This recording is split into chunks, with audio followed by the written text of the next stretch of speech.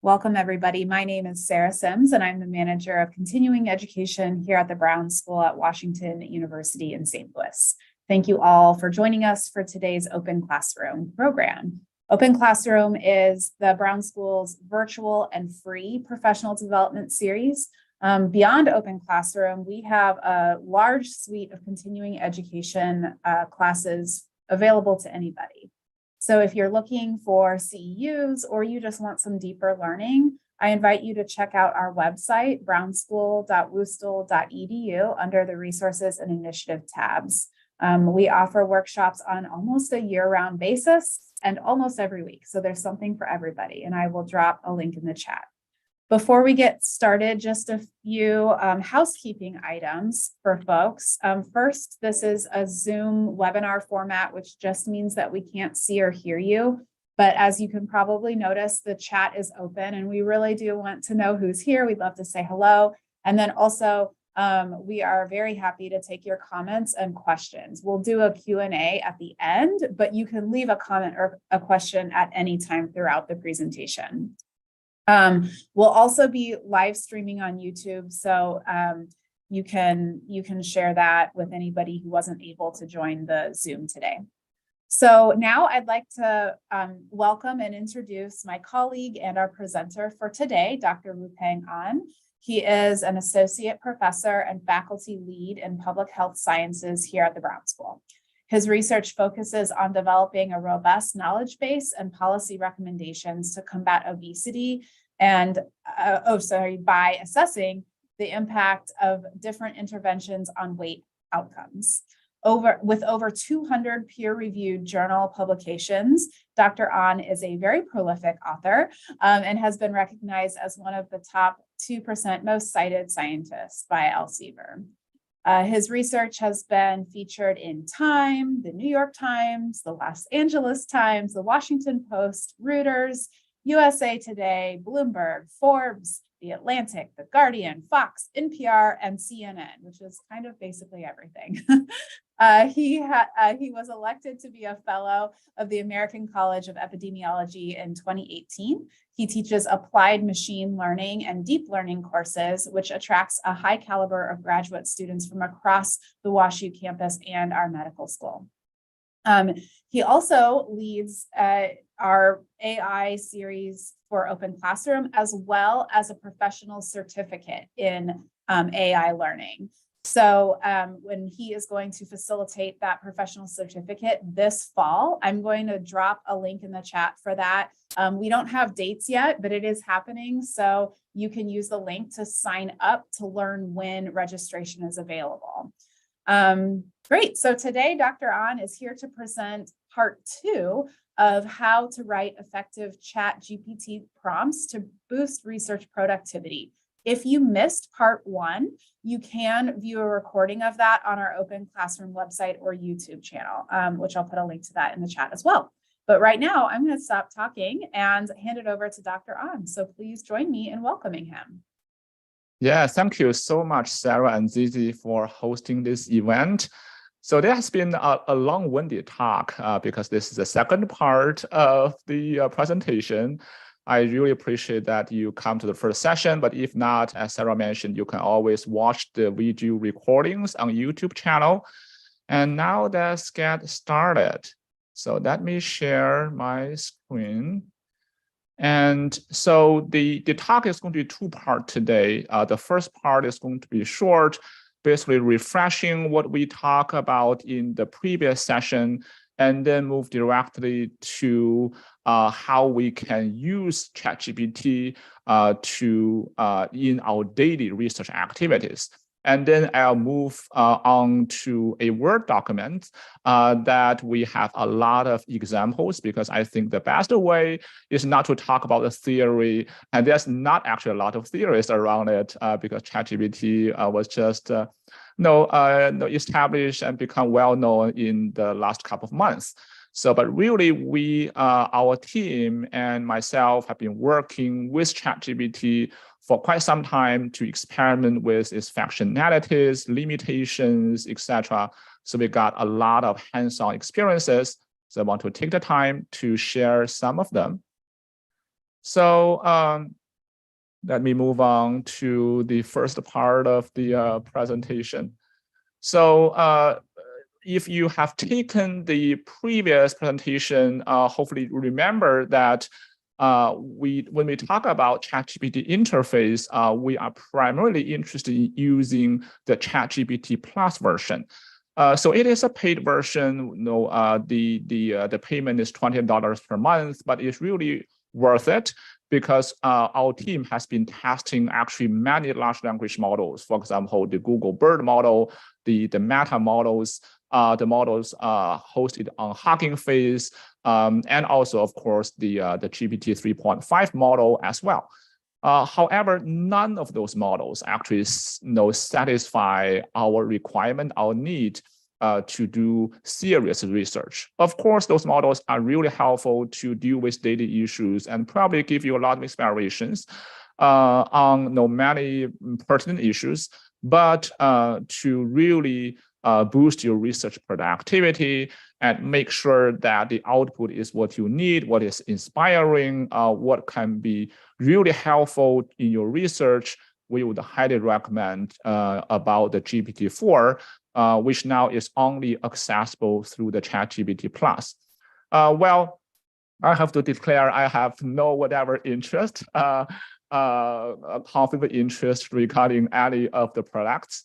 So I mentioned that purely because our team have tested so many, and we finally settled down with GPT-4 because that is the only model, as far as our knowledge tells, that can really help you to do research. Okay, so in the previous session, we talked about 10 essential principles of prompt engineering.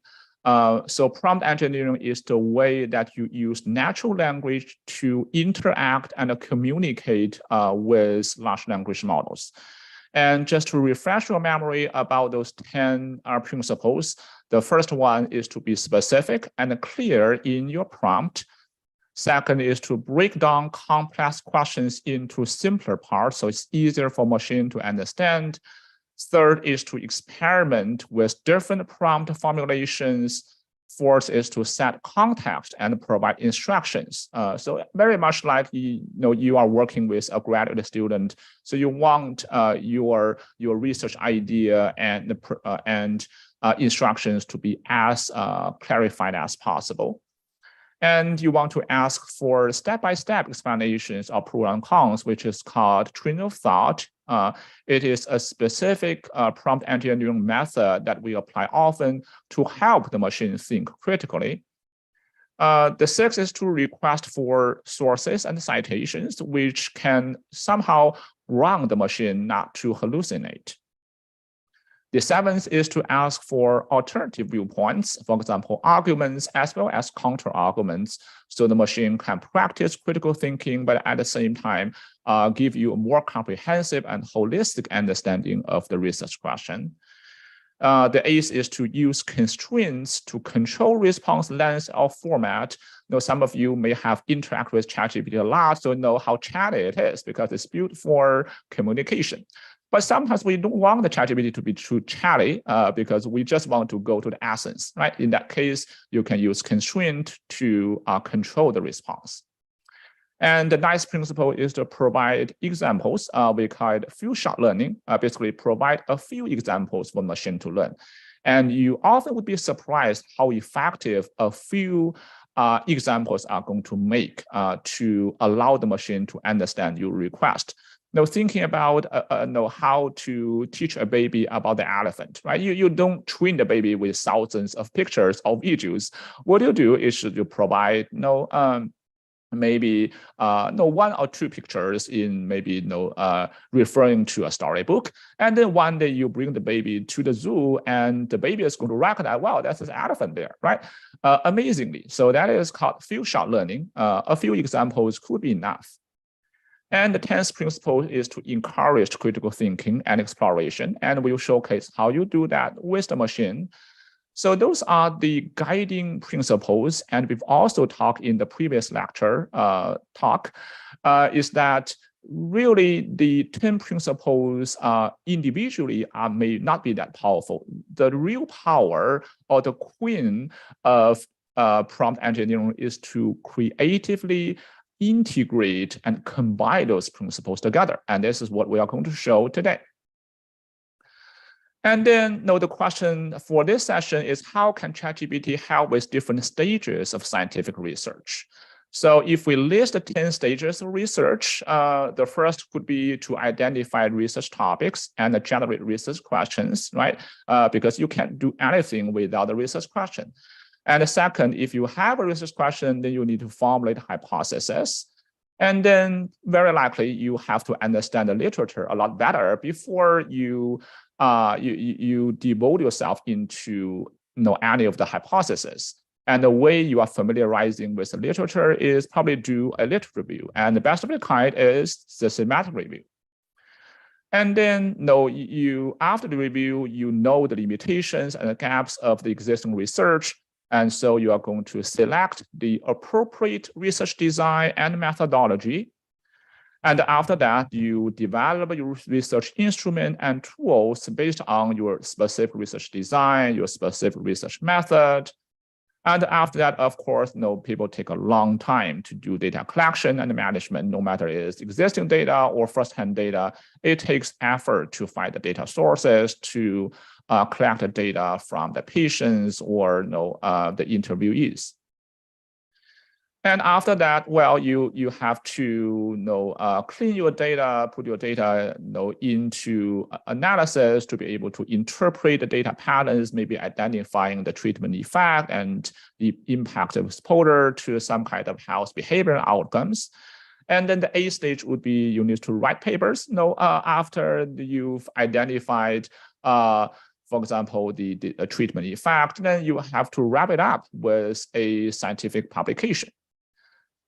And then, of course, the very unlikely your paper is going to be accepted as it is. I've almost never had this luxury experience.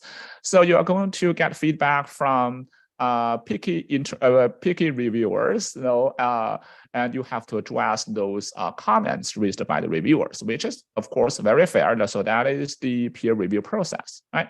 So you need to respond to those reviews. And after that, hopefully your paper get published. Then you can prepare for presentations and communicating your research findings through various dissemination efforts. For example, getting interviews from media, posting your study findings through social media, doing policy brief, and etc. Okay. So basically, what I want to convince you, hopefully by providing some examples, is that ChatGPT can help you to different degrees of all the 10 listed research stages. So of course, that is not something we can cover. Even though I offer 10 talks as a theory, we still really can't cover all of them. That is just not possible because of the space, because the time we have. So the good news is I'm writing a book entitled Supercharge Your Research Productivity with ChatGPT, a practical guide in which we are going to comprehensively go into each of the aforementioned research stages to provide you concrete examples of how you can use ChatGPT to do any of that. So I'm still in the stage of actively developing and writing this book. It's half done, but it's not done yet. And I will definitely let you know when the book is finished and published, and hopefully by the next couple of months. Okay.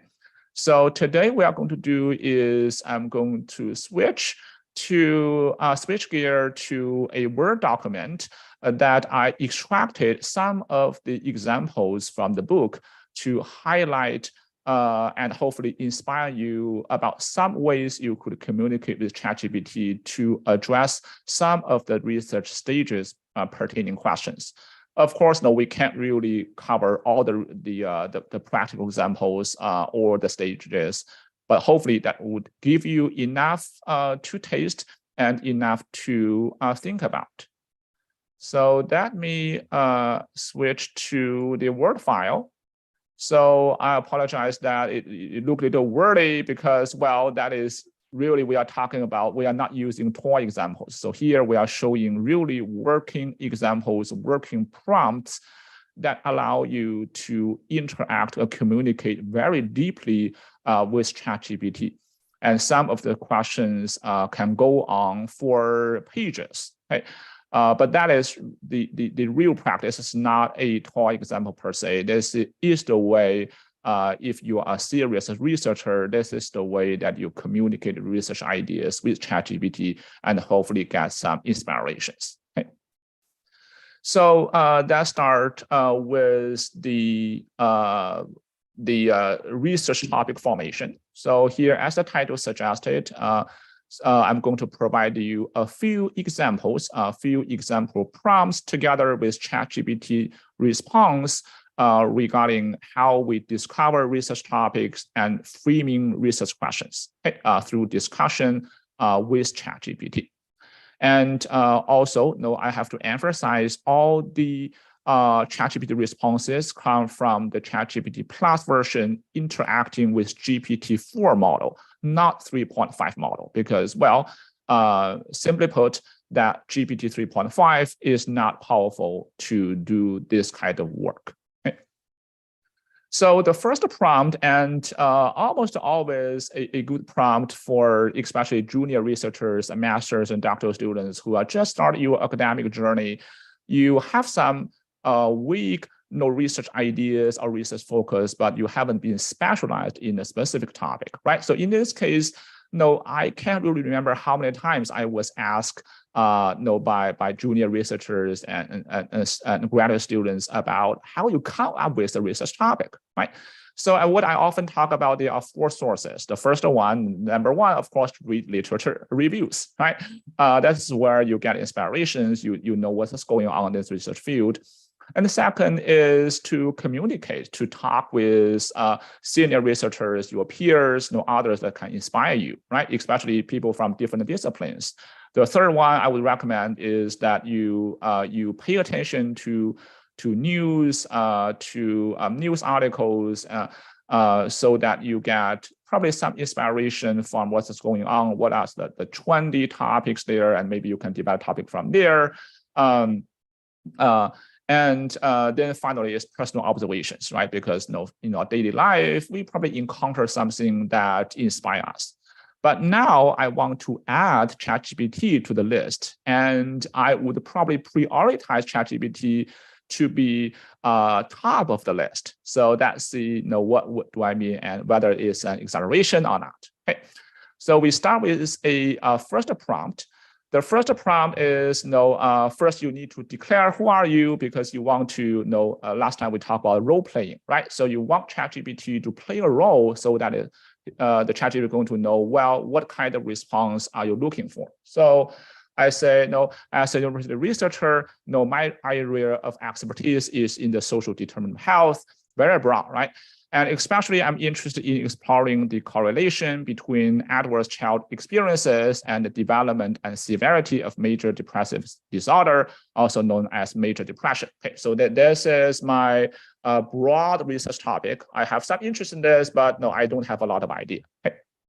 And then I tell ChatGPT that I'm not well versed in the latest research and advancement in this field, and I would appreciate the ChatGPT's help in identifying innovative research topics by providing me with 10 potential research questions. So you don't need to be shy because ChatGPT loves to chat.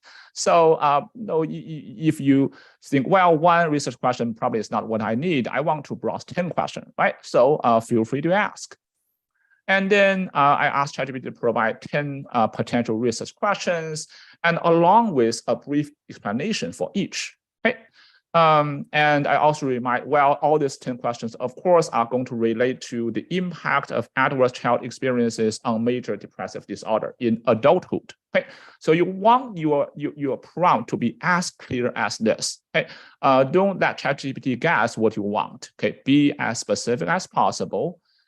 And then let's see what are the ChatGPT forced responses. Okay? It will for sure give you 10 research questions. The first one is, how do different types of ACEs differentially impact the risk of developing major depressive disorder in adulthood, and give you explanation, which is, I would say, a reasonably good research question. The second is, how does the timing of ACE affect the development of major depressive disorder in adulthood? Again, makes sense. The third one, do generic factors moderate the relationship between ACE and major depressive disorder in adulthood? The fourth one, how do resilient factors mitigate the impact of ACE on development of disorder? And I like this one a lot because I'm interested in the resilience factors. The fifth one, what are the new biological mechanisms underlying the relationship between ACE and depression?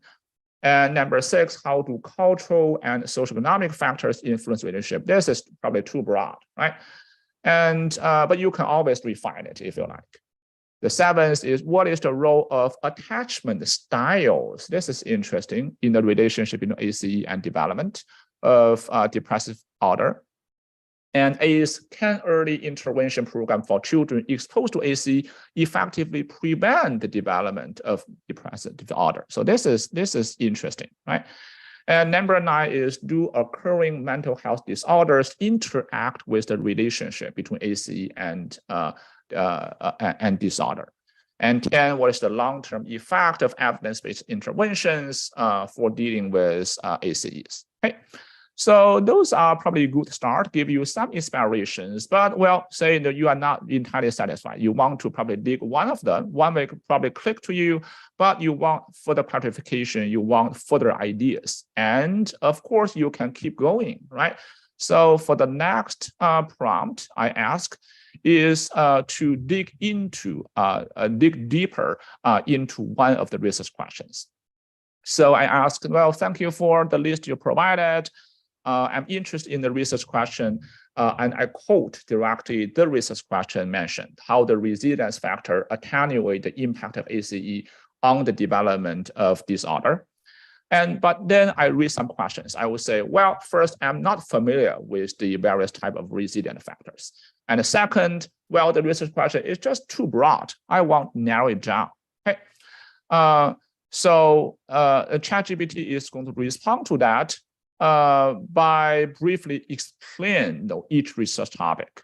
So here it listed, I asked another 10 specific research topics, build upon that research topic to make it narrowing down.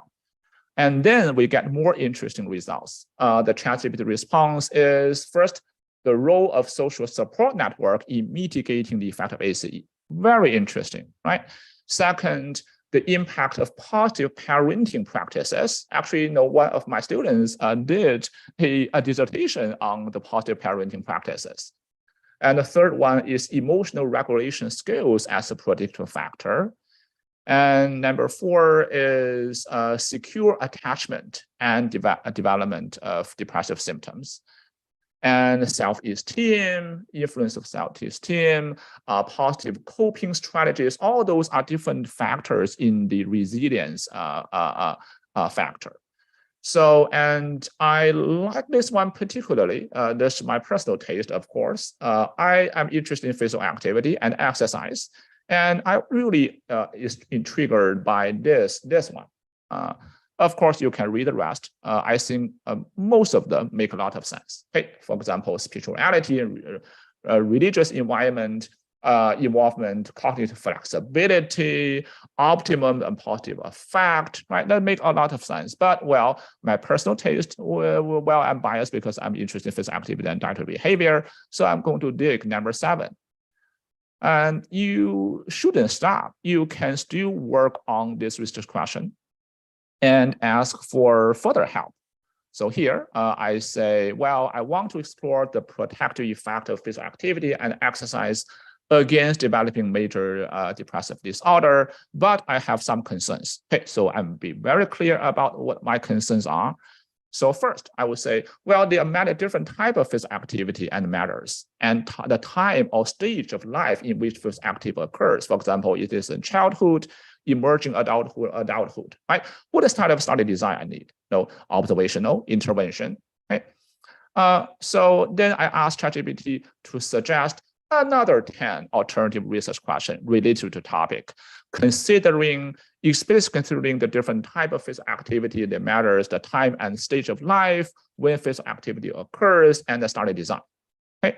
So I'm not shy by asking ChatGPT to brainstorm more about this actually pretty much narrowed down topic. Okay. And then, well, ChatGPT followed my guidance pretty well. It asked another 10 questions. One is about intensive physical activity, moderate versus vigorous, how that differentially impact depressive disorder among adults with a history of ACEs. And the second is the specific types of physical activity, aerobic exercise, resilience training, or yoga, right? The third one is the frequency of physical activity, right? Which makes a lot of sense because physical activity is often measured by intensity as well as frequency. And then, at what stage of life is physical activity most effective? This is interesting, right? Doesn't have to occur during the childhood or even in adulthood, physical activity is still helpful, right? And then the effectiveness of early life physical activity intervention on reducing depressive disorder. And you can go on, right? Biological mechanisms, and whether physical activity can serve as an effective adjunct treatment, not the main treatment, but part of the treatment. So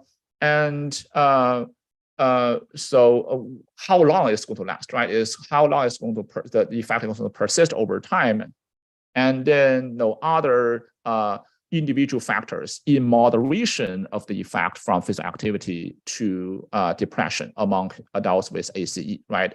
From, for example, genetic predisposition or severity of ACEs, right? So it gives you tons of ideas, right? But now I think I have made my decision. Okay, so I say, well, now I basically use two of them. So I use the idea of the frequency, and I also use the idea of intensity. Okay, so this is come with my research question, and I tell ChatGPT, suppose my research focuses on how engagement in physical activity as well as its frequency and intensity influence the development and severity of the depression in adults who have experienced ACE. And then I ask, well, I want ChatGPT to provide me with some background information and additionally some rationale behind the research. Okay. Now, well, this probably will serve as the introduction section, right? Why the topic is of importance, what is background information, and of course, you can also ask for citations. I didn't ask here, but you could. Okay.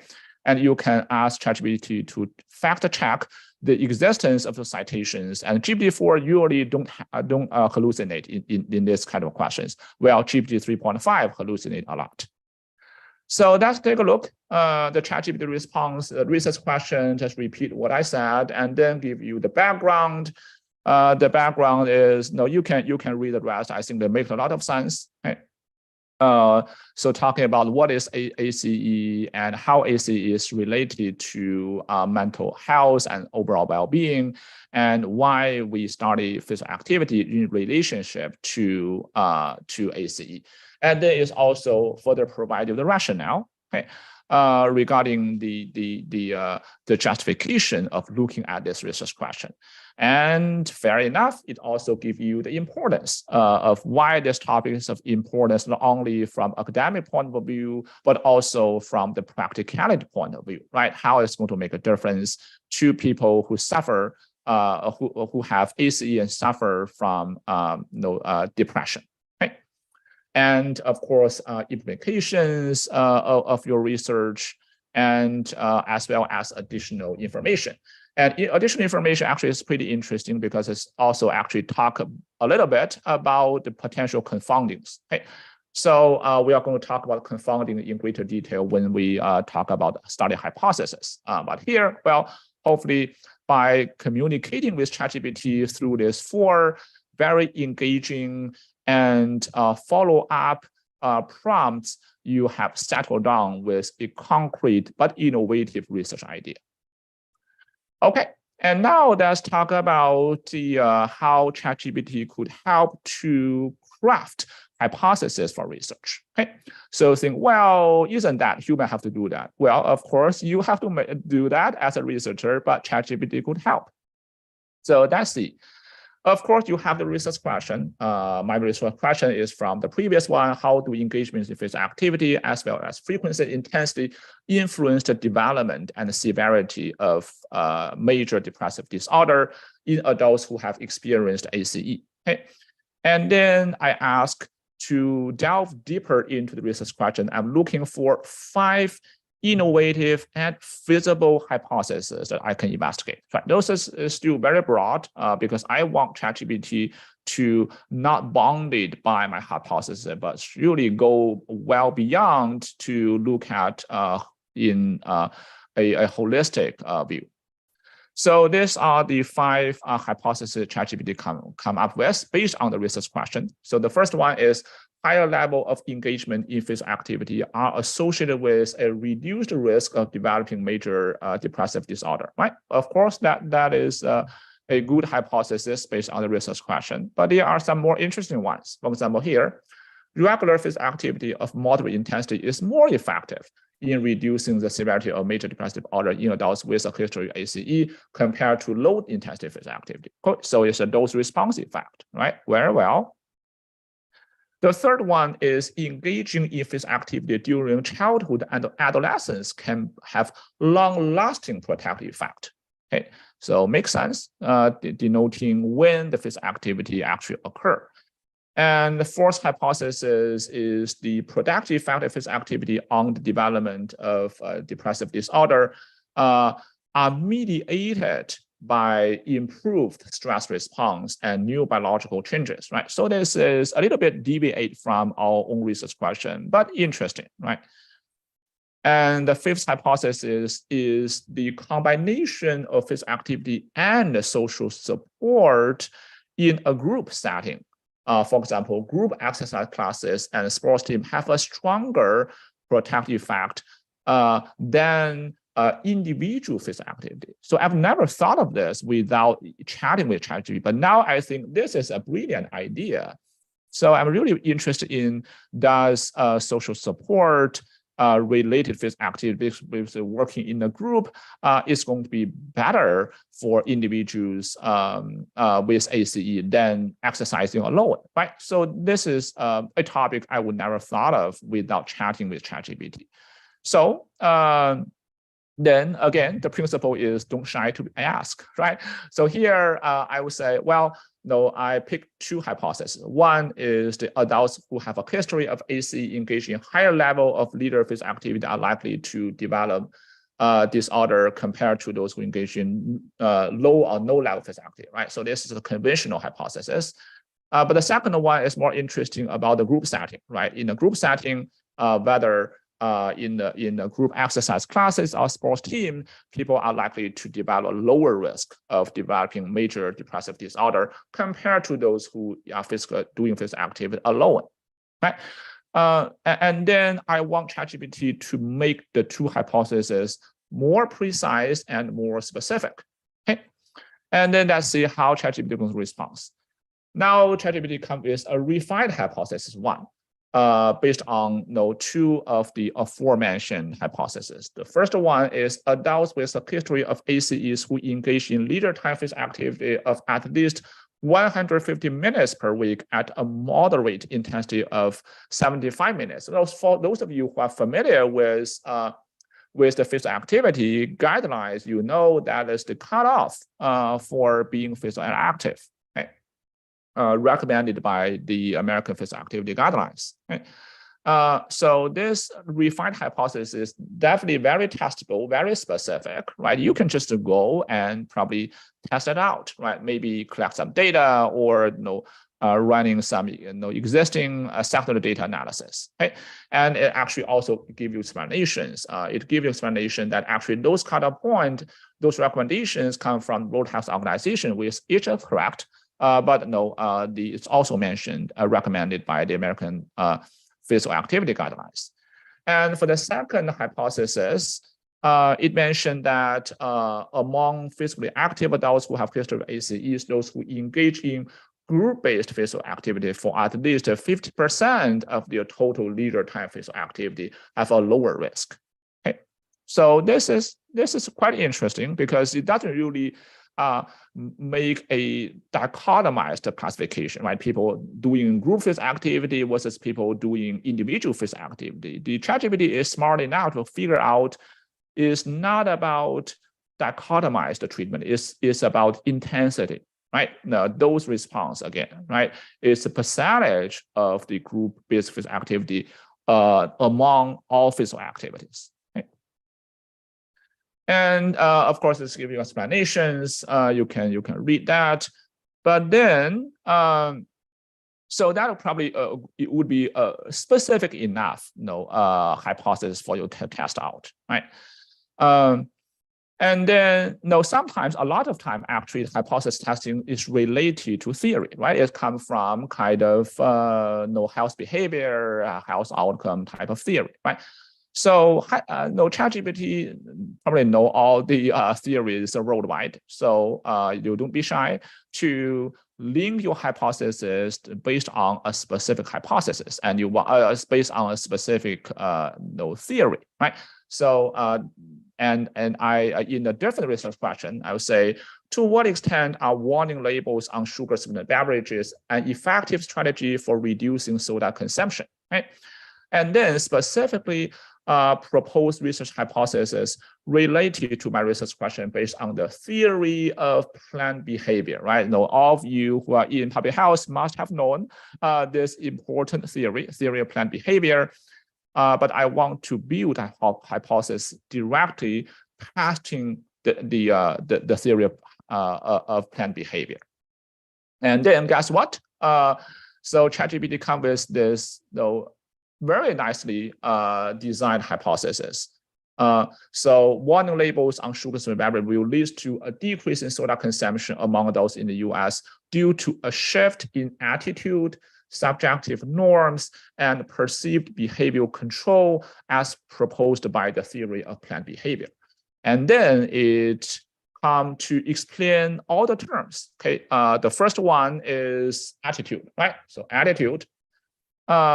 The warning label, how warning label is going to impact people's attitude, right? And second, how the warning labels on sugar sweetened beverages are going to impact people's subjective norms, right? And how the labeling are going to impact people's perceived behavioral control, right? If you read all of those explanations, it makes a lot of sense, right? So that is if you have a theory in mind, you can always test your hypothesis against a theory or a number of theories. Or even if you don't know a specific theory, you can suggest ChatGPT to provide you a number of theories that fit into your research question, and then starting from there. And the third one, how ChatGPT is going to help you with literature review. Well, in many, many ways. Actually, I'm teaching the systematic review and meta-analysis, and many of you probably are my students. And specifically, we talk about in the systematic review protocol, there are 13 to 14 stages of systematic review. And what I can confidently say is that ChatGPT can help you with all the 13 or 15 stages to some extent. Of course, we can't cover them all. So here we just give you some taste. Right? So, here, well, let's start with the simple ones, right? So I have a research question. Does mindfulness intervention improve the mental health of middle-aged adults with anxiety disorder compared to standard treatment, right? And then, everyone in the literature review knows what is PICO's framework, right? So I ask ChatGPT to translate my research question in using the PICO's framework. And ChatGPT response, of course, is all much relevant. P stands for population, I stands for intervention, C for comparators, O for outcome, and S for study design. Okay, so basically matched out the research question to each of the PICO's framework. Okay, very nicely, no mistake as far as I can see. And now that's really test the limit, right? Doing something really difficult, not too difficult, but relatively difficult, really require a lot of expertise, especially when you do literature review. We spend 6 hours talking about how you design search algorithm, okay, in different databases. But can we automate this process? I would say to some extent we can. By using the so-called few shot examples, right? Few shot learning that we just talked about. So here, I would say, well, no, I give the context, right? I ask ChatGPT to become a librarian who is specialized in literature review and information retrieval, okay? And I provide the train of thought. Remember, we talked about train of thought. This is in practice, how we allow the machine to think step by step, train of thought, right? So I asked the ChatGPT to first break down the research question into 2 or more key concepts. Second, for each concept, identify closely related keywords and match terms. Third, to use the Boolean operator or to combine the keywords and match term within each concept. And fourth, use the Boolean operator and to combine the keywords and match terms across different concepts. Right? So we spent 6 hours to give our students detailed understanding of that. But now, well, let's see how ChatGPT is going to respond to that. First, remember, we need to give examples, right? Examples can help GPT understand what we're looking for. So here I'm going to give just one example. Okay? So I asked ChatGPT to consider, well, I have a research question, the influence of green space on obesity in China. Okay? And then I asked ChatGPT to follow the steps. First, identify the 3 key concepts. They are green space, obesity, and China, right? Not surprisingly. And next, develop closely related keywords and match terms for each concept. For example, the keywords for green space can be this one, the green is natural environment, all that. The match term for obesity could be overweight and obesity. And there might be other keywords, for example, body mass index, BMI, with the circumference, and use all to combine the keywords for the same concept for use and to combine different concepts. Okay? And after that, I give a concrete example. I give example, research question is this, okay? Key concepts are the 3, and then I provide the entire search algorithm. Okay, so this search algorithm, if you don't worry if you don't understand that, if you have not taken the literature review class, but for those who have taken this, is immediately it immediately makes sense to you because this is the entire search algorithm that can be implemented in PubMed, okay, using the Boolean operators. And so the TIAB stands for title and abstract. Okay, it's a field name. And match term, we do have some match term here. So this is pretty comprehensive, right? We have match term for obesity as well. Okay. We have some limiting factors, for example, location, language, and human study. Okay. And now the exciting part, right? I'll provide a new research question. Is the research question that we are interested in, right? About physical activity in relation to depression reduction among people with ACEs. Okay. And we provide the key concept, physical activity, major depressive disorder, adults, and ACE. Okay? And then, see here, search algorithm, nothing, right? Why? Because this auto-completion. We ask ChatGPT to auto-complete the search algorithm we are looking for. Okay? Let's see how ChatGPT come up with. Okay? So ChatGPT repeat the research question, repeat the key concept, and here we go, the search algorithm. Right? So it's pretty comprehensive. You can read about that. And actually, I tried this out in PubMed. It works pretty well. Of course, you can't really be naive and take this as granted and just use as it is, right? It's not optimized. Well, you still probably need to change here and there, but it's a pretty comprehensive one. You probably spend hours, if not days, to work out with this, right? But now you spend a minute, 2 minutes, to come up with this without the help of a experienced librarian. Okay. And now this is not the end of it. This is just the beginning. Let's show you some more challenging tasks. Okay. So here, well, remember in the literature review, often you need to make a decision based on the title and the abstract. You need to make a decision. It is literature I want to include in my review. I want to exclude from my review. This is a pretty mentally challenging, but also tedious task, because you have to go through probably hundreds, if not thousands, of title and abstract to make sure that you screen everything to make a decision, right? Every single article, right? Can we automate the task? Well, to some extent, you can. So here, I instruct ChatGPT, telling ChatGPT that you are going to assist me in screening the title and abstract, right? And then you can't stop there. You can't, we can't do a less clarified prompt. We have to be very specific. So your answer should be indicated whether to include or exclude a publication, along with a brief one-sentence explanation of your decision, right? And then I provide my research question. And also remember, you need to provide your eligibility criterion, right?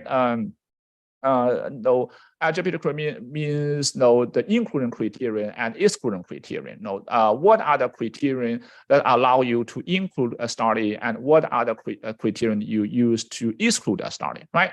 So you can read off that. It's very much like a paper, right?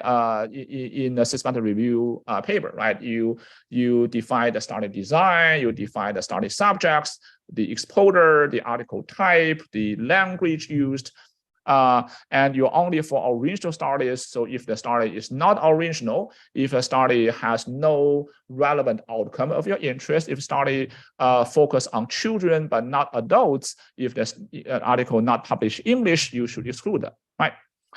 And then, well, still your best friend, few shot learning, right? You provide one example, and you provide a title, you provide the abstract, and then you provide a sample decision, right? So here the decision is exclude, because this article is a scoping review rather than original study, right? So you want, say, you want ChatGPT to differentiate right from wrong, then you need to provide both a right answer and a wrong answer, right? So you provide a second example, which is a positive example.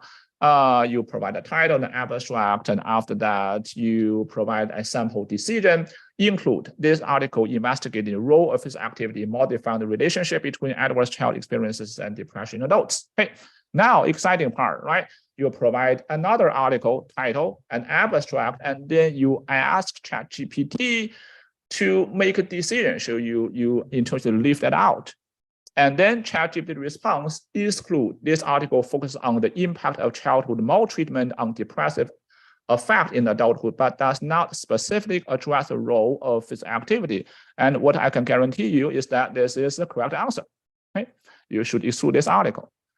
Well, there are many other ways ChatGPT can help with the literature review. So this actually is a table. Data extraction, you know how tedious the data extraction could be, also how detailed it is. This table is done by ChatGPT, not myself. Okay, I wrote the prompt, and ChatGPT does fill this table entirely for me.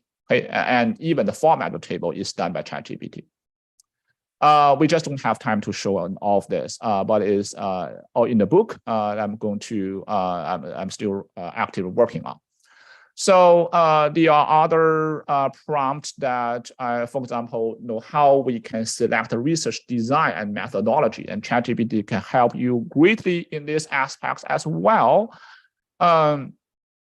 But no, we can probably go one more example, but I do want to leave some time for people. I see many people posting on the chat, and many may have questions and need clarifications. So we will spend one more example, and then we'll go to your questions. Okay. Here, for example, I provided my research question regarding the role of food delivery services and online grocery shopping on addressing food insecurity and improving access to healthy food options among urban residents living in food deserts. Okay, it's a very challenging research question. And then I asked ChatGPT to weigh on the different study designs, and I give them all the study designs the ChatGPT can choose from: qualitative, cross-sectional, case control, retrospective, prospective, cohort, cross-experiment, pre-post study, RCT, and crossover trial. Okay, and that GPT to give me recommendations, okay, and give me explanations of pros and cons of those choices. Okay. And then ChatGPT talk about the pros and cons for qualitative study in specifically addressing my research question, cross-sectional design as well, retrospective cohort study, prospective cohort study, and quasi experiment, and pre-post study. So ChatGPT gave me a lot of advices. And then, guess what? So later on, what I did is I picked the difficult one, the cause experiment. For example, if I am naive, I don't know what is cause experiment, right? I'll ask ChatGPT in later prompts, what do you mean by cause experiment? What kind of cause experiment I can do? What are the analytical approaches for cause experiment? And guess what? After 2 other prompts, ChatGPT gave me the implementation code, the R code to implement the cause experiment myself. So we don't have time for that, but this is what ChatGPT gave me, okay? Including even the model specification, right? In R code for both the difference approaches as well as the instrumental variable approaches. Okay, and you can read the rest. What I will say, well, of course, no. I would say I know enough to tell that the answer is entirely correct. Okay, so we don't have time for more examples, but this just the examples we give barely touched the surface of what ChatGPT could do. There are a lot more examples in the book. Probably I'm going to provide maybe 100 more examples on different aspects. Okay. So just for the sake of time, I'll stop here, and I'll welcome any questions and any thoughts and any comments. Great. Well, your presentation generated a lot of questions, so I'm going to try to get through as many of them as possible. This first one, I noted this as well, that when you were giving your prompts, especially when you were revising your prompts to ChatGPT, you used some very kind language to the machine. You know, you said things like, "Thank you for your ideas." And this person was wondering, does like emotional or conversational tones make a difference at all with ChatGPT, or is that just your own nice personal style, Dr. An? That's a great question. Yeah, I appreciate someone noticed that. Yes, I'm a kind of person who try to be kind all the time. So I don't think we should diminish our human dignity even we communicate to a machine. So some philosophers argue that machine don't suffer, so it doesn't really matter. There's no so-called machine abuse because machine can't suffer. But well, I'll argue the opposite. I'll argue that it is for the protection of our human being that we want to express always in a consistent, in a way that show our courtesy, our politeness. So rather than self-hurting ourselves, if we say something that is demanding, that is probably diminishing. So I would say this is more of a personal style, but I don't think that matters. But no, who knows? Maybe one day machine become sentient and self-aware. Then we should be really careful. Yeah, I love that answer. Okay, very different question here. Could you maybe speak to your thoughts on how you could address, how you could prevent the use of ChatGPT as a form of cheating for students? Oh, that's a tough question. Yeah. Actually, probably some of my students are here. We actually develop a algorithm that can auto detect cheating. Basically, cheating is defined as using ChatGPT to complete the response to a prompt. Prompt is defined as a question, okay, a homework assignment, for example. So the paper is still under review, under peer review. And there are some already published algorithms that don't depend on prompt. For example, the GPT-0, I think it's called GPT-0, and also OpenAI, the creator of ChatGPT, also issued their own version of the model that are trained to detect sentences and paragraphs written by ChatGPT. So that's possible. The machine usually produces a likelihood or probability is 90% likely this paragraph is written by ChatGPT or 30%. Okay. This I would say for my students in my machine deep learning classes, I I actually encourage students to use ChatGPT to probably complete their code, identify and debugging code. To me, it's not a problem, but of course, no, it really depends, right? Different faculty have different preferences or understanding, and definitely, if you were to write with ChatGPT probably in your paper, making very sure that you cite the references, right? So no, because ChatGPT tend to hallucinate and sometimes doesn't provide the necessary references. That is something you need to address. You can't take for granted that ChatGPT write is non-copyrighted, so you can use in whatever way you like.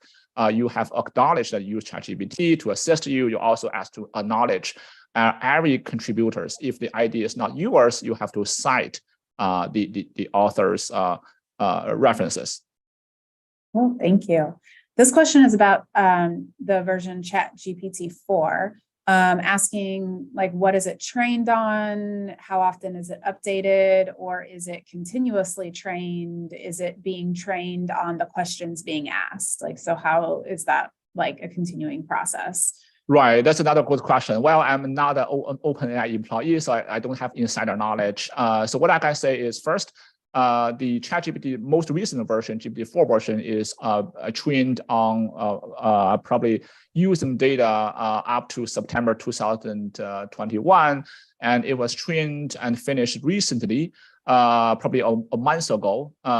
And the data that you provide to ChatGPT, if you do not opt out for exclusion, you can actually opt out. But if you do not opt out for exclusion of training, then later there's a possibility that OpenAI is going to use your data uploaded on maybe a prompt you write and upload it to OpenAI, the platform, for further training. But the model is not continuous trained. It's trained up to a stage, and then probably later on they're going to train the model and fine tune again. It's going to be an update, but it's not, as far as to my knowledge, not continuous trained. It's not an online training mechanism. This another question that I had as well in my head. How does ChatGPT have access to journal articles or databases such as PubMed or PsycInfo? Typically, like us humans, we have access to these publications through university credentials. So how does that work for a machine accessing these? That's a good question. Unfortunately, OpenAI doesn't really tell how the data were created.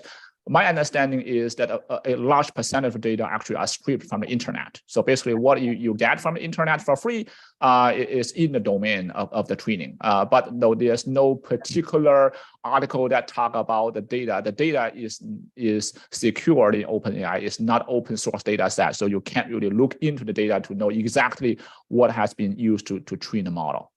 Yeah, absolutely. Okay, I was just looking at time and oh my goodness, all the other questions that are running in. I'm trying to get a variety here.